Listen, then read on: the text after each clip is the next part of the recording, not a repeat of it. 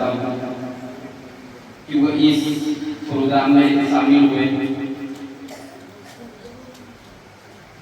इसके बाद मैं ये बात बहुत गौर से देख रहा हूँ बैठे हुए कि यहाँ पर छोटे छोटे बच्चे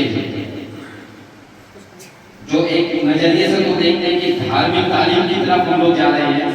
लेकिन जब अंदर हम लोग घुसते हैं तो देखते हैं कि यहाँ दुनिया की भी तालीम बराबर चल रही है। और दोनों चीजों को देखकर मैं बैठा बैठा सोच रहा था कि शायद ये चीजें करीब 20-20 साल पहले होती तो शायद हमें यहाँ भाषण देने ना पड़ता, गलियों में हम लोगों को घूमना नहीं पड़ता। इस तरह के मदरसे या स्कूल पहले से हमारे होते तो शायद आज हम लोगों को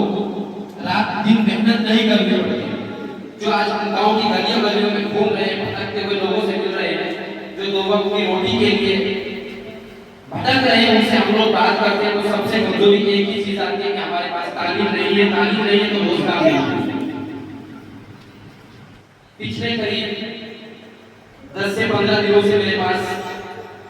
यहाँ के जुम्मेदार मनोहर भाई का फोन आता है और भी लोगों का कॉल आता है कि आप हमारे स्कूल मदरसा में आइए और हम आपका प्रोग्राम लेना चाहते हैं, आपको कब समय लगेगा। हमने इनसे कहा कि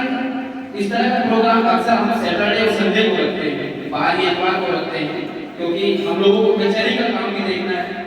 क्योंकि हमारी गाड़ी का तेल चलना घूमना फिरना खाना सब हम लोगों को वकालत करनी है, वहीं से निकालना भी है पैसा,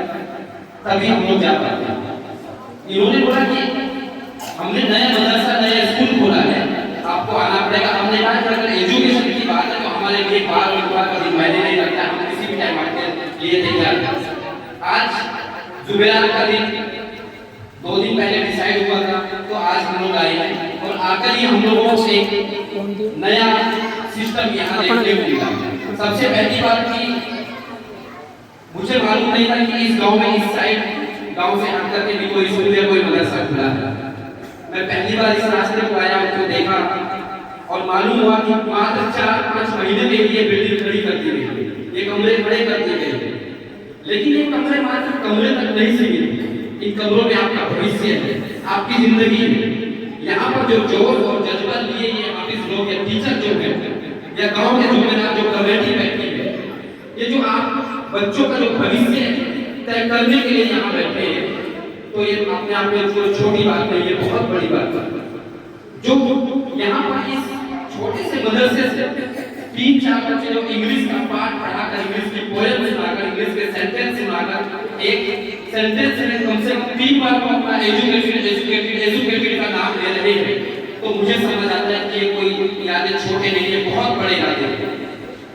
यही सब अगर चलता रहेगा, इस दीनी तालीम के साथ दुनिया की तालीम का भी हम लोगों को फिक्र होगा, तो शायद वो दिन दूर नहीं कि आज से 10 या 15 या 20 साल बाद हमारे बच्चे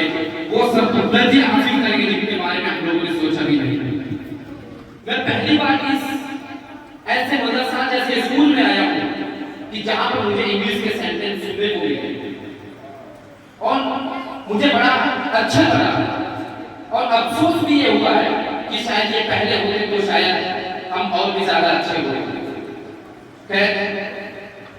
मैं यहाँ कोई राजनीतिक बात बिल्कुल नहीं करूँगा, क्योंकि ये कोई राजनीतिक प्रोग्राम नहीं है, यहाँ कोई हम लोगों को वोट नहीं मांगना है, यहाँ सिर्फ एजुकेशन पर ही हम लोग बात करनी चाहिए। दोस्तों, आज यदि देश की हालत देखी जाए तो कहीं हम लोगों के ऊपर अत्याचार होता है, कहीं अलग अलग तरह की चीजें हम लोगों को सुननी पड़ती है, लेकिन उसकी वजह एक ही है कि हम लोग अनएजुकेटेड हैं, हम लोग ज्यादा पढ़े लिखे नहीं है और सरकार जो चाहे हमारा इस्तेमाल जैसे चाहे कर लेती है, नेता लोग भी जैसे चाहे हमारा इस्तेमाल कर लेते हैं। वो क्यों करते हैं, क्या वजह है? वजह सिर्फ एक ही है, क्योंकि हमारे पास तालीम नहीं है। और ये जो स्कूल खुले हैं, शायद जो ये तबका यहाँ बैठा हुआ है, छोटे बच्चे जो बैठे हुए हैं, इन लोगों का माइंड सेट, बच्चों का माइंड सेट करना वो आप टीचरों की जिम्मेदारी है कि इनको किस डायरेक्शन में जाना है, बड़े होकर इनको क्या करना है, क्या नहीं करना है। क्योंकि 12वीं क्लास तक तो हम लोग कर लेंगे, 12वीं के बाद हम लोगों को क्या प्लानिंग है, किस डायरेक्शन में हमें जाना है। अक्सर 70% बच्चे हमारे यहाँ फेल हो जाते हैं, लेकिन यहाँ इंग्लिश मीडियम से पढ़े लिखे हाफिज टीचर है, मुझे लगता है कि शायद अब हम हमारे लोगों को, हमारे बच्चों को सही गाइडेंस मिलेगी, सही रास्ता मिलेगा और हम सही दिशा में जाने की कोशिश कर रहे हैं। और ये एक नई शुरुआत है हाफिजों के लिए, टीचरों के लिए बाकायदा बजाना। बहुत अच्छा लगा मेरे को ये सब चीजें देख करके। लेकिन बच्चों में ये बात कहता हूँ, यदि हमारे मदरसा पहले भी खुले हैं, मैंने कभी किसी हाफिज को बेरोजगार होते हुए नहीं देखा, कभी किसी हाफिज को बेरोजगार होते हुए नहीं देखा। और मुझे उम्मीद है कि इस दीनी तालीम के साथ साथ यदि हम दुनिया की तालीम हासिल करेंगे और जैसी स्टार्टिंग आपने अपने मदरसे में की है, ये लगातार अगर कंटिन्यू चलती रहेगी तो मुझे पूरी उम्मीद है 10 से 15 साल के बाद आपके मदरसे से वकील भी निकलेंगे,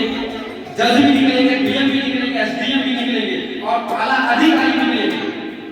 मुझे पूरी उम्मीद है।